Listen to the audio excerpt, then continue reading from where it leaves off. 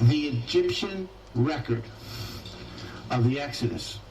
And people go, Andrew, there is no such thing. There is. You know, how many times have we heard these skeptics with their academic degrees insist there's not a scrap of evidence from Egypt that Moshe ever lived or that the Exodus ever happened? Or if it did, it was greatly exaggerated and mythologized. Have we not all heard this? Okay. So let's get into this. Now, when, I had planned to do this at the Exodus Reveal Conference, and I had gone through all this archaeological evidence, which is why that slide reads the way that it does. I gave evidence that the Hebrews were slaves in Egypt during the exact time that the Scripture says, and now I'm going to address other false claims by biblical skeptics, and I'm going to address them head on. Evidence for evidence, point for point, logic for logic. So these skeptics, these liberal historians who insist that Moshe was made up, they basically insist that everything before maybe the late period of the kingdom of Judah was a total myth, right? And they say again, not a trace of Exodus in any Egyptian sources. And I say, not any Egyptian sources? Because they kind of were around for 3,000 years, okay?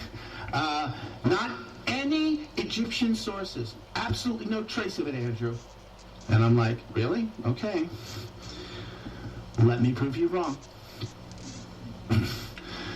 It's simply not true. There are, in fact, Egyptian sources that mention Moshe.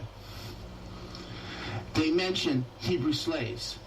They even fill in missing areas of Moshe's life that are not in the Torah. And not only that, this same source that scholars say doesn't exist, turns out when they need it for their chronology for what king ruled in what dynasty, it all of a sudden pops into existence, and they use it. But when it comes to saying Moshe was a real person, there is no record of it.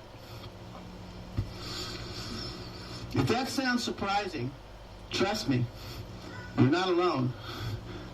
Our churches, our synagogues, Hebrew Roots assemblies, have not done the best job that they could teaching the flocks about what the hard archaeological historical evidence is.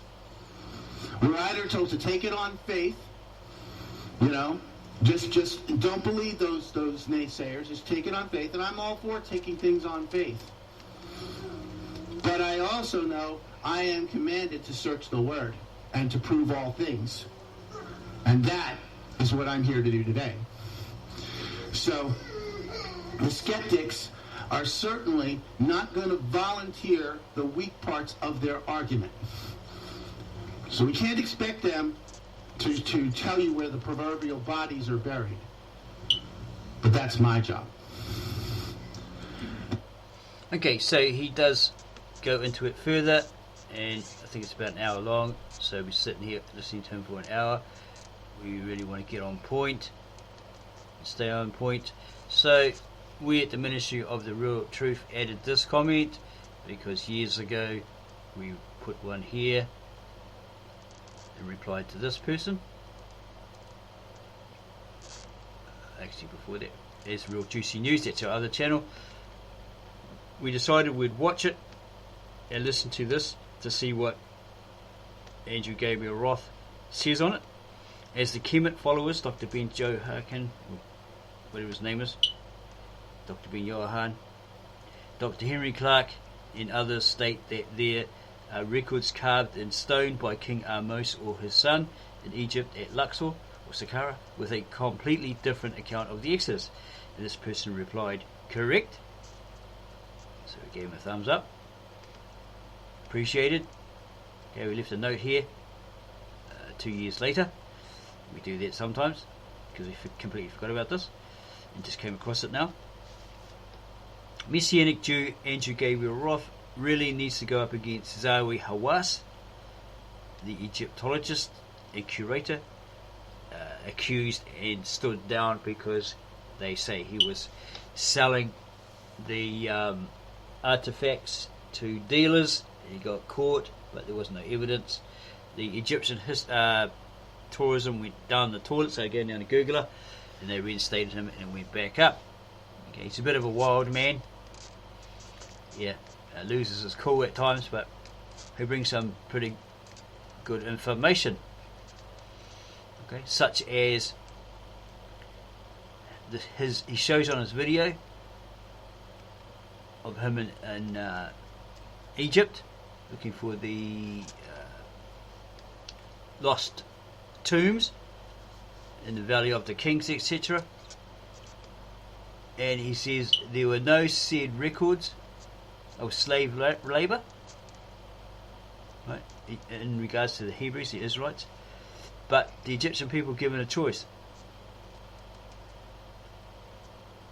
either to do or undertake work, certain works, or get taxed, but have food, water, shelter, and physicians on hand, just in case a rock or something fell on their foot, or they busted their arm or something.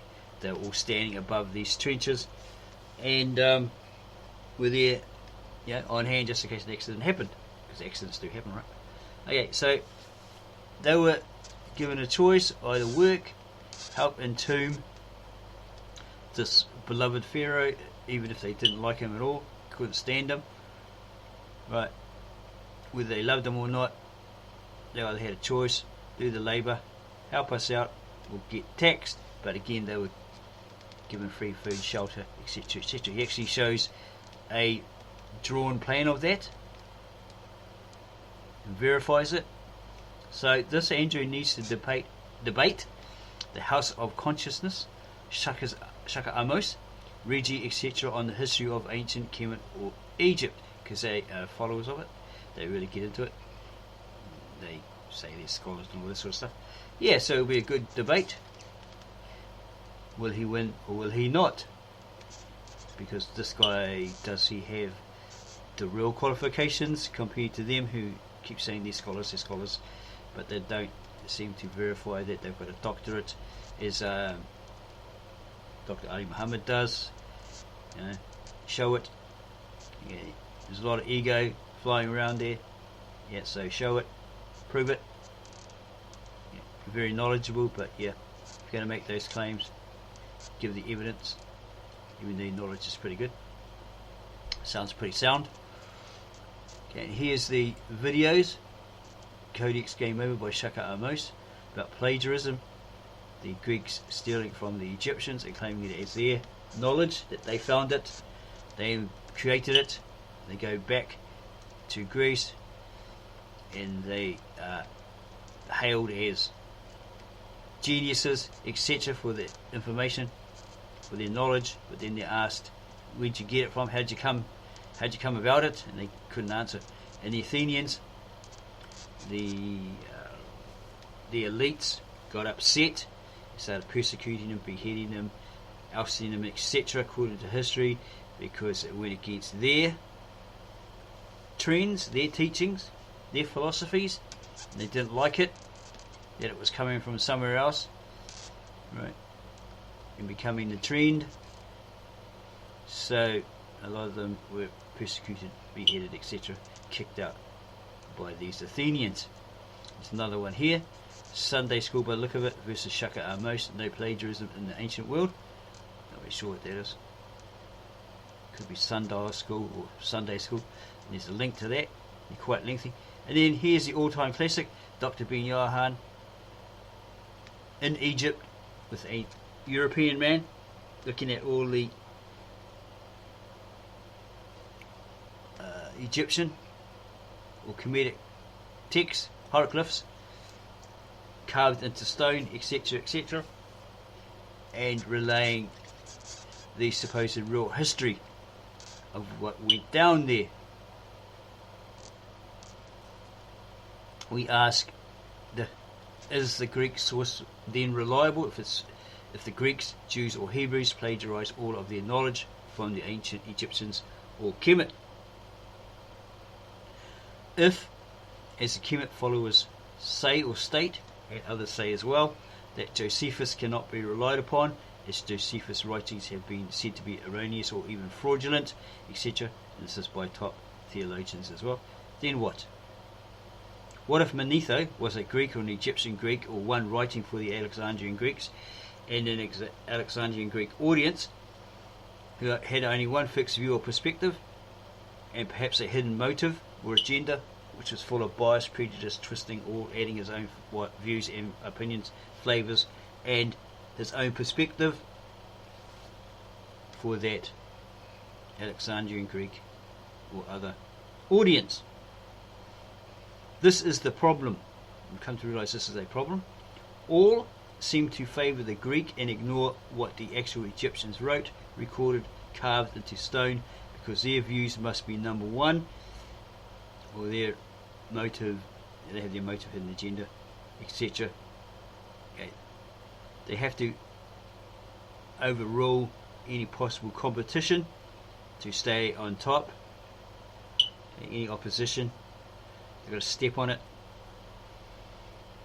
because their views must be number one in order to get attention, recognition, listened to, etc.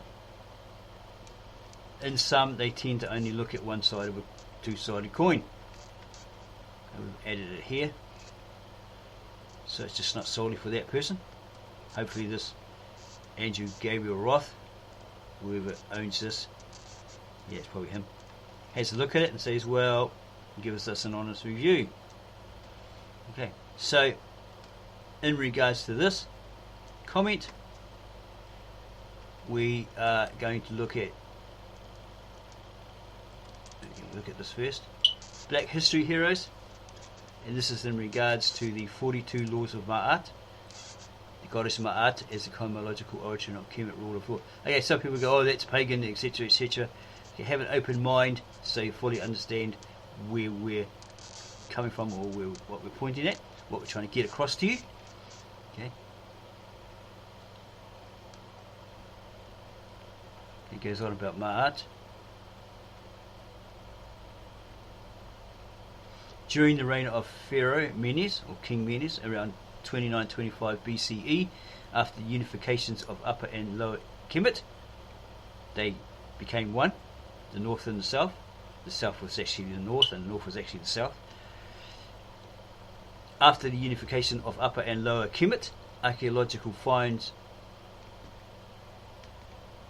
evidence administration of the 42 laws of Ma'at among the Kemet people is deduced from Kemet coffin texts or funerary papyri dating from this period, 29-25 BCE, give or take a year or two.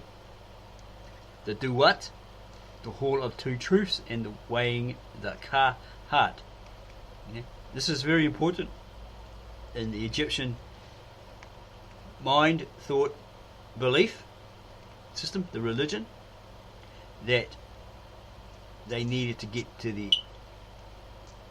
they needed to pass through all the gates, or whatever is in the myths, to get to the gods, right, to live with the gods, say paradise, etc., in the heavenly realm, in the afterlife. That was most important to them, so they did whatever they could do according to set laws, the 42 laws of Ma'at, etc., to get there.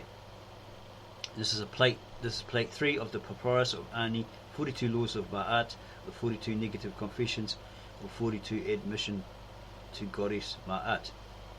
Okay, again, keep in mind that is possibly a mythical goddess, etc., but the whole thing we're trying to get across is to follow. The Duat, underworld, is a place where judgment is, where the popular Kemet funerary scene of the Hall of Two Truths is depicted. In the various versions of the Egyptian Book of the Dead, the Papyrus of Ani, erroneously called that by E.A. Wallace Budge, which was edited by him, a closer interpretation of the Todra from the Kemet language, okay, the Metuneta, is said to be the Book of Coming Forth by Day. The Budge translation was a funerary text written for the coming forth of Kemet scribe Ani. In chapter 30b of the Papyrus of Ani, entitled Chapter for Not Letting Ani's Heart Create Opposition Against Him in the God's Domain, we see the deceased scribe standing before his own heart soul Ka on the scale of Ma'at. On the opposite scale is the goddess Ma'at's feather of truth. Okay, you can probably be able to expand that. Go to Google Images and have a look at for this particular picture and expand it, and you can see all that is detailed here. In chapter 30b of the Papyrus of Ani, entitled Chapter for not letting Ani's heart create opposition against him in the God's domain in heavenly realm, we see the deceased scribe standing before his own heart, soul, Ka, on the scale of Ma'at. On the opposite scale is the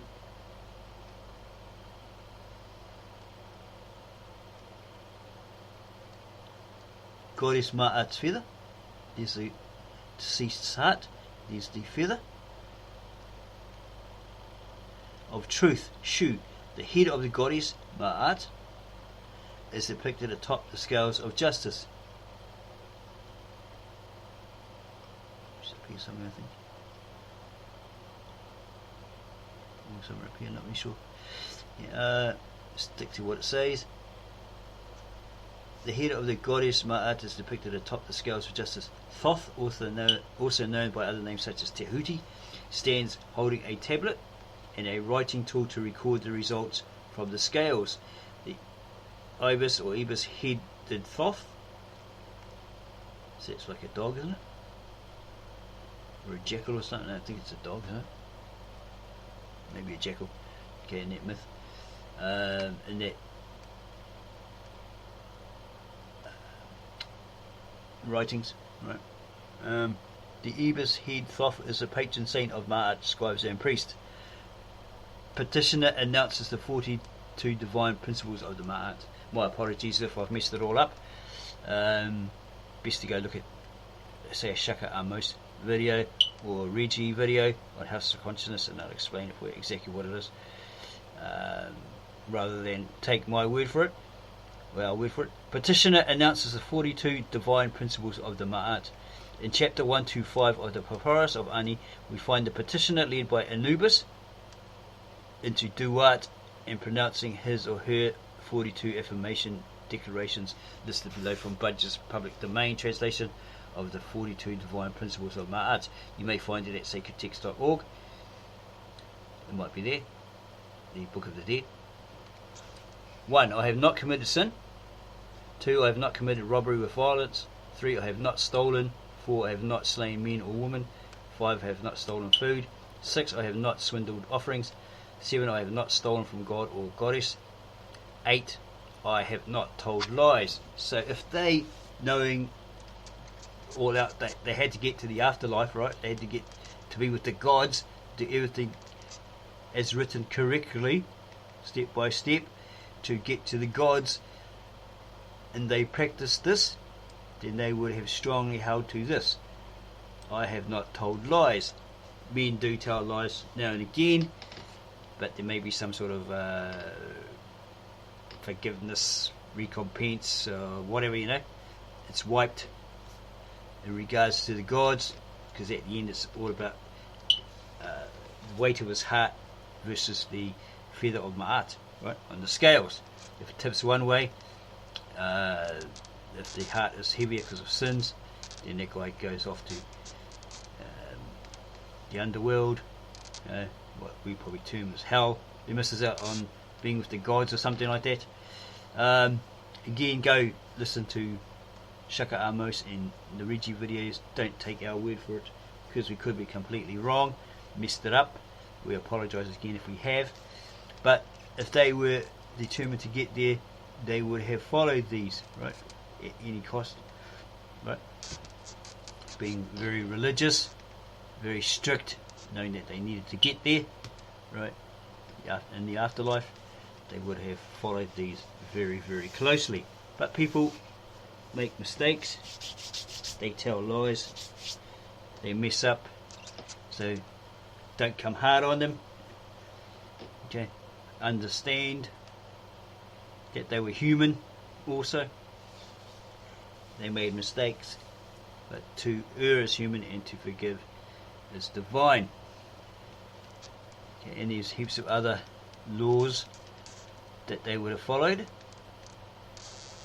Okay, it's like 42 commandments, where the 10 commandments are supposed to have originated from the Egyptians. It's just shortened down to 10 verses, where there's a difference. They say I have not here in the Egyptian, whereas in the 10 commandments, thou shalt not, or thou will not. Okay, these guys are verifying, these Egyptians are verifying, right? They're checking themselves against it, possibly saying I have not, I have not committed sin, I have not committed robbery with violence, I have not lied, and so forth. It goes down here to 42. Yeah.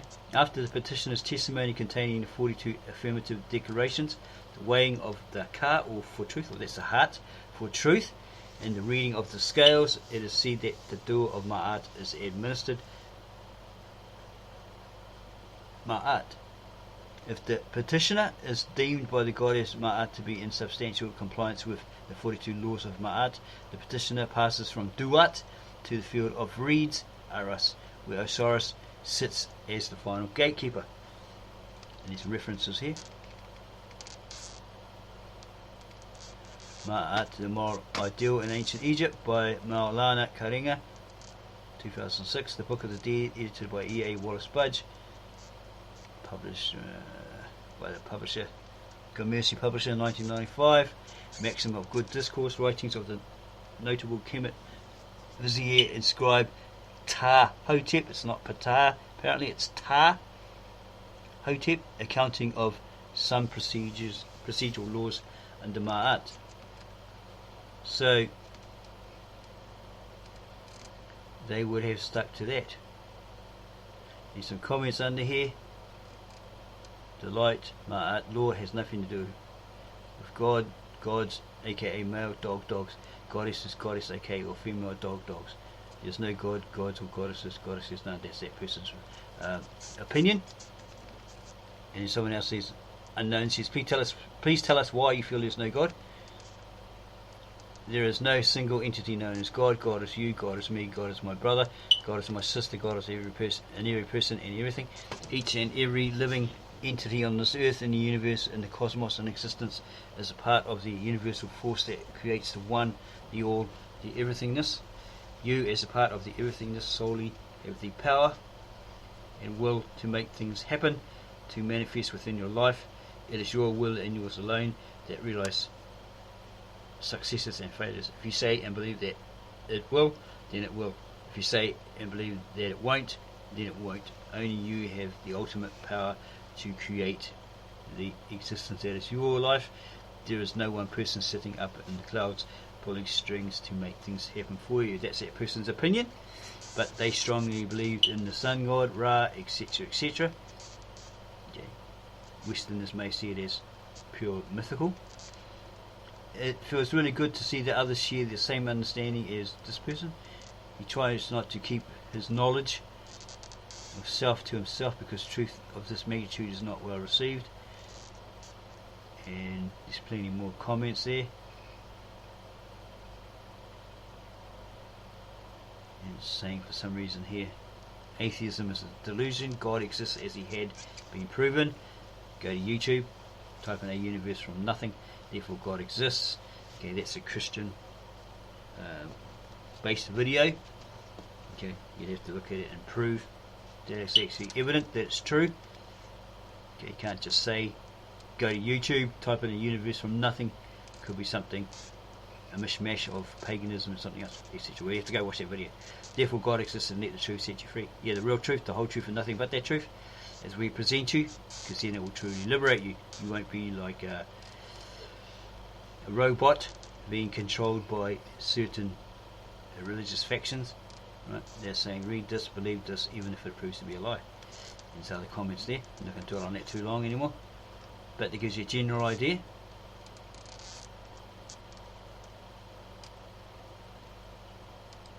So we're going to look at the original ancient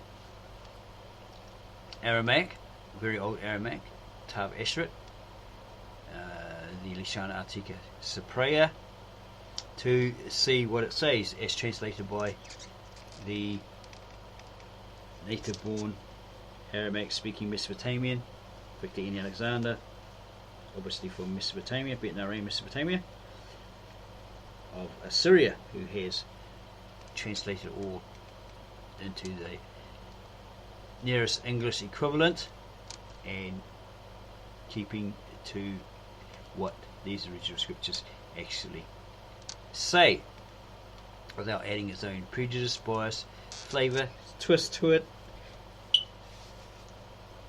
or adding hype, fluff, or other BS. So he states here, the book of Exodus should have been called Liberation, because that is what God did for the Israelites. He liberated them from slavery. Again, this book has been translated from the ancient Aramaic original sources. There are footnotes.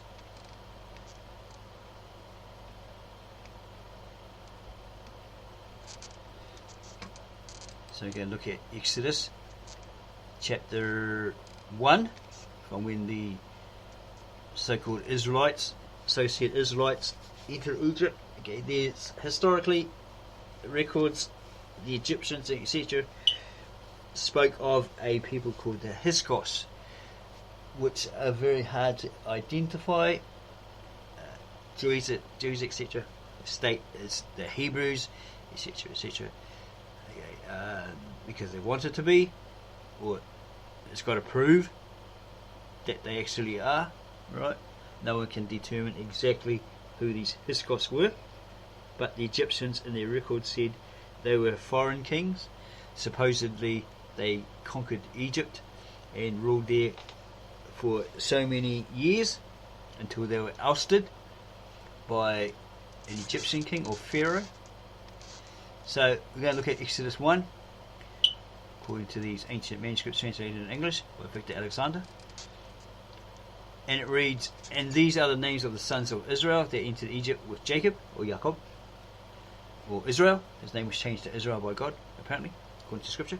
Each man and his household that entered: Reuel, Simon, Levi, Judah, Issachar, Zebulun, Benjamin, Dan, Naphtali, Gad, and Asher.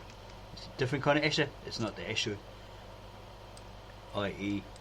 the name for God, or the Asherite people. It's a grandson or descendant of Jacob, aka Israel. And all the souls that were born to Jacob were 70 while Joseph was in Egypt. Yeah, that's a footnote there. 1.5. Literal Aramaic idiomatic construction emerged from the back of, in other words, the descendants of, they were born to Jacob, who was 70 while Joseph was in Egypt. And Joseph died, all his brothers, and that entire generation, that lineage. So before that was the story of Joseph being sold by his brothers, wearing a technicolored coat, to a camel train going past on the way to Egypt, and so forth and so forth. And he turns out to be, I don't think it says it's Pharaoh in scriptures, but it turns out to be like a vice regent or something like that, someone in charge, in a great position of authority. And they did not realize that he realized, or he knew that who they were, his brothers that sold him into slavery, and so forth as far as the story goes. Okay, Joseph died, all his brothers, and that entire generation. So look at the footnote, 6:16 century. Okay, the century of these that generation or that lineage or those people died. Okay, the brothers and all descendants after that, supposedly they died, and the children of Israel grew, procreated, and multiplied. Yeah, they got together, did the wild thing, and had descendants, had children, sons and daughters, etc., and they thrived very well, and the land was filled with them. And there arose a new king over Egypt, who did not know who was Joseph, or who Joseph was, because it was probably a generation or so after he'd passed, right? The next generation or generation after. And he said to his people, look, or behold, pay attention, this nation, the Israelites, 1.9 literal Aramaic idiom or expression brought forth, children of Israel, they are more than us and thriving better than us, because they were like multiplying faster, right? Putting up more children, descendants, etc. There was more of them than there was Egyptians. They're thriving better than them. Let us take their women as wives. 1:10:1, literal Aramaic idiomatic construction. Let us have sexual intercourse with them. Yeah, let's interbreed with them until there is more of us. Probably near to the point where they outbreed them. Least not there be war and they join our haters or the enemies. 1:10 literal Aramaic idiom retained, enemies. Also, and fight against us and wipe us off the land, because if you join the other side, they become more powerful, right? And who can beat them, right? So that's what they were worried about. It doesn't mention who they actually were. Probably the Hittites, who constantly tried to attack their lands, but being such a great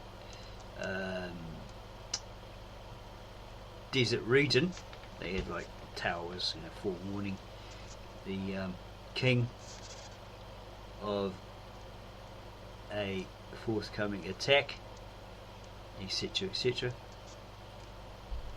So the Pharaoh appointed, or the king appointed evil governor, because in the Manetho, or the ancient Egyptian, Pharaoh is actually something like household. It's Greek, right, for household.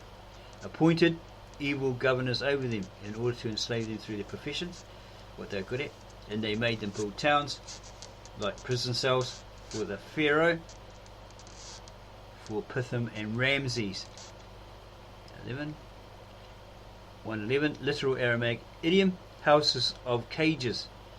The word Coptic comes from this, i.e. cage builders. So what would that be, like a cell? A prison? Yeah, prison cell. So you get locked in there at night. Okay. For the Pharaoh, for Pithom and Ramses. Okay. There could be a problem with the chronological claims, right? It could be out, and it might not. He might not have been the king that enslaved them all. This might actually be speaking about Ramses, the city that the latter Assyrians attacked and destroyed. Right, the city of Ramses. It's like a religious center, holy city thing. And no matter how they enslaved him, they still increased and thrived, and they were really bothered by the children of Israel.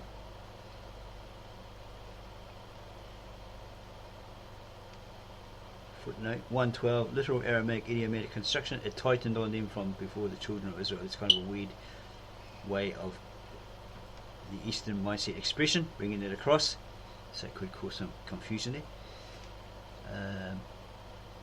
And the Egyptians began to oppress the children of Israel heavily, giving them a hard time.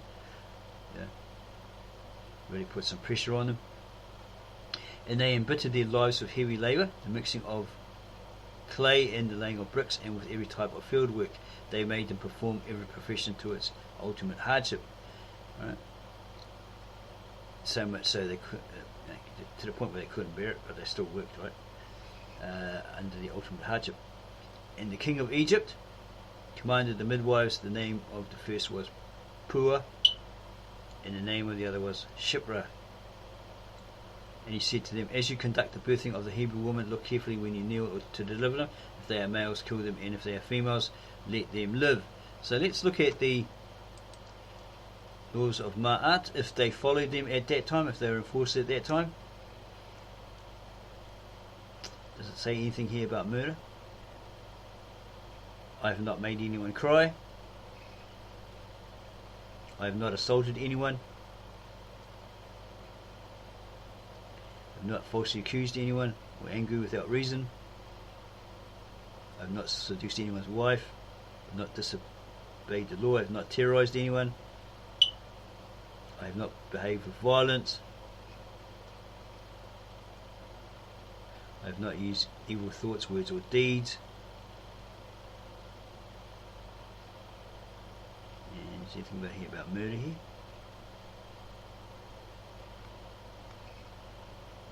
Okay, have not committed sin, probably involving I have not committed murder. in here somewhere.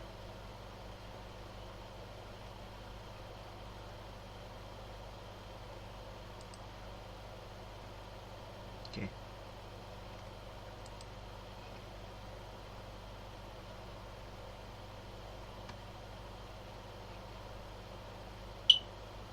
Okay, the midwives feared God, the one true God, and did not do as the king of Egypt had commanded, and they let the boys live. And the king of Egypt called the midwives and told them, "Why did you make this decision? Let the boys live." And the midwives said to the Pharaoh or the king, "Unlike the Egyptian woman, the Hebrew women are midwives themselves, and before we have even arrived, they have already given birth to live children." So they're pumping them out before these Egyptian midwives get there.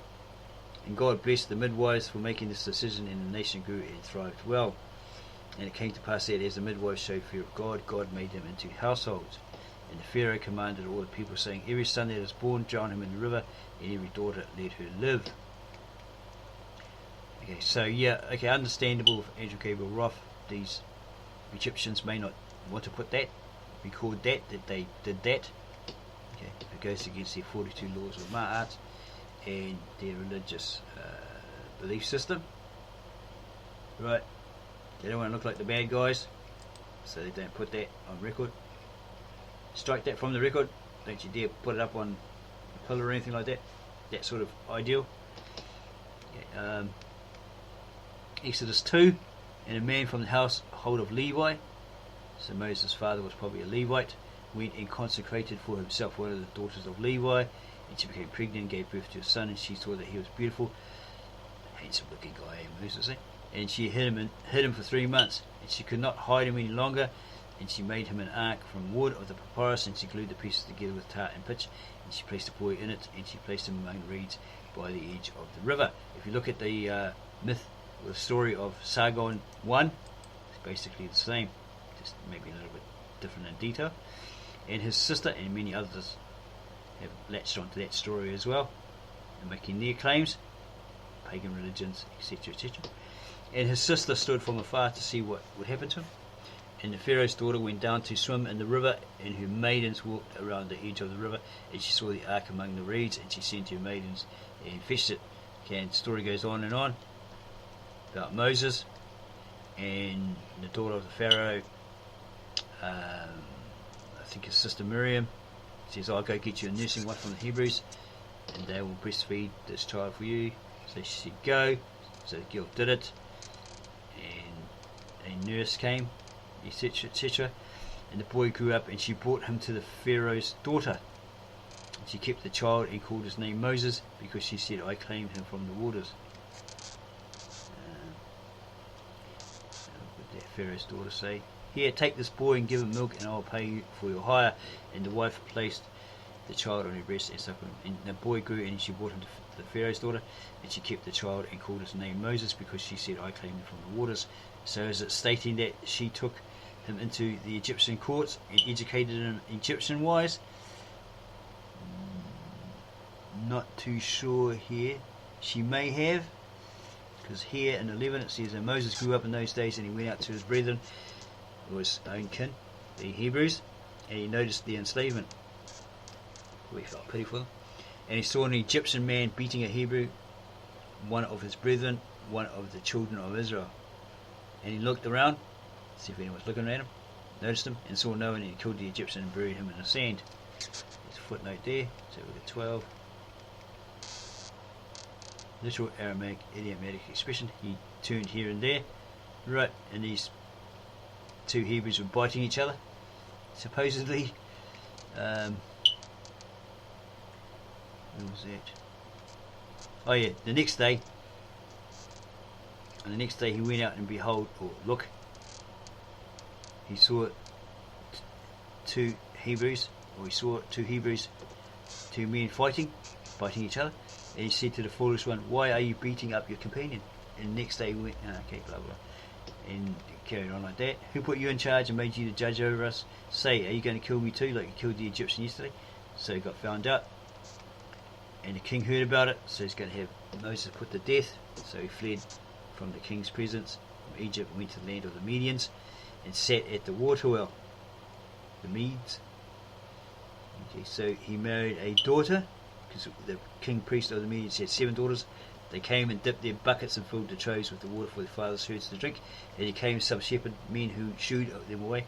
And Moses rose up and saved them and allowed their herds to drink. And they came to rule their father, and he said to them, how were you able to water the herd so quickly today? Because, but we get stopped and hassled by these others. Right, so it took them forever to get the water to come back. But today they were really quick. So he asked them, how were you able to water the herd so quickly today? They said to him, an Egyptian man, they thought he was an Egyptian, maybe he was dressed in Egyptian clothing or something like that, delivered us from the hands of the shepherds, and he even pulled the bucket up for us and gave our herds water to drink. And he said to his daughters, where is this man? Where is he? Wherefore did you leave the man? Go and call him so he can eat some breakfast. It's like a thinky, you know. And it pleased Moses to sit with the man, who gave him Zipporah, his daughter, for a wife. They say she was an Ethiopian. Zipporah, his daughter, for a wife. And she gave birth to a son, and he called his name Gershon, because he said that I have become a settler in a foreign land. Footnote 22, footnote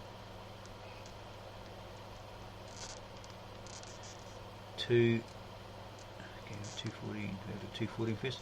And he said to him, who put you in charge and made you the judge over us? 14.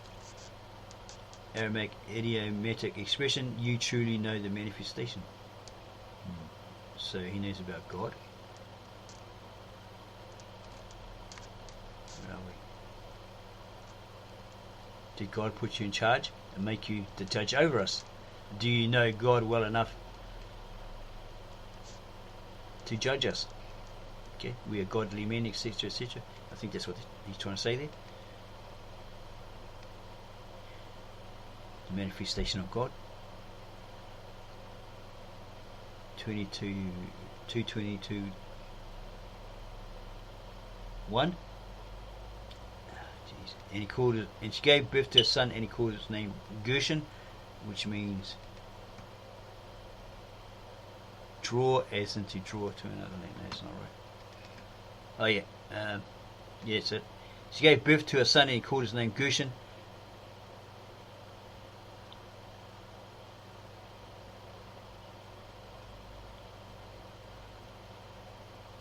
Okay, it's 22. That's the first footnote there. Draw, as in to draw to another land, or he became a settler in a foreign land. So he became part of that Median tribe, was it? Yeah. Okay. Yeah. King of the Medes. So he became part of that Median tribe or kingdom. That's what it's saying there. Okay, and she gave birth, Zipporah, to a second son for Moses, and he called his name Eleazar. 2:22, literal Aramaic name. El shall deliver me. El is the name of God, not El in the Hebrew. It's incorrect. It's El. Okay, it's been translated wrong or written wrong as El, but it's actually El. Okay, in the ancient Aramaic and that Hebrew, it should be El. Because he said, the God of my ancestors shall help me and deliver me from the sword of the Pharaoh of the king. Because they realized that they were his people. Right? He wasn't an Egyptian after all. And it happened that after many days, 2:23 literal Aramaic expression, a long time, the king of Egypt died. That one that was out to kill him, have him killed. And the children of Israel were relieved of the heavy enslavement, and they prayed on their knees in the anguish from slavery reached God. Okay, he died, so they thought, oh gosh, relief, he died. God's going to save us now. We're not going to go through that again for 400 years or whatever. Again. And God heard their entreaties, and God recalled his covenant with Abraham, Isaac, and Jacob. And God saw and recognized the children of Israel because they cried out to him, possibly repented, and turned back to him, right? Turned their faces back toward him. So he paid attention. He remembered them, right? Exodus 3. And Moses shepherded the herds of Jethro, as king priest, and he fetched him sheep for the altar, and he came to the mountain of God at Kureve. Okay, take note here, it's very important, of this verse, Exodus 3:2, from the original Brita Cypriot or Genesis. And there appeared to him the angel of the Lord, a messenger of the Lord, through the waves of fire from inside the sun disk. And he saw that the sun disk itself did not burn up, so it was a flying sun disk, or a sun disk. And Moses said, let me see, this must be indeed a great vision, that is why the disk is not burning up. It's not talking about no burning bush or marijuana bush, as the Rastafarians claim, or others claim, the herb bush burning up. No.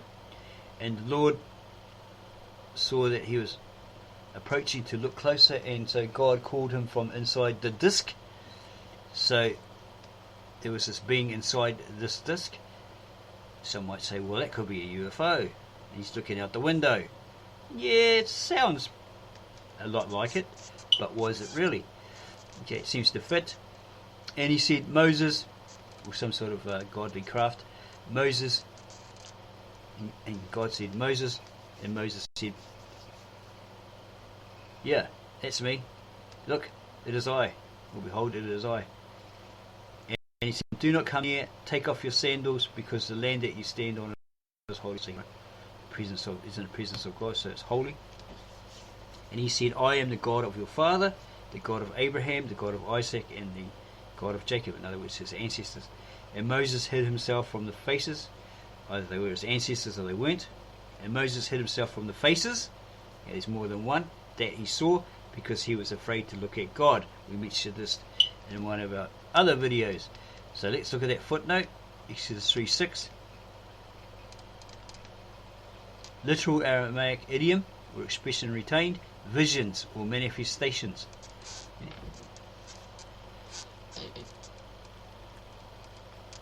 These three beings inside this sun disk. So he's afraid to look at God. He was afraid to look at these three manifestations, which were God.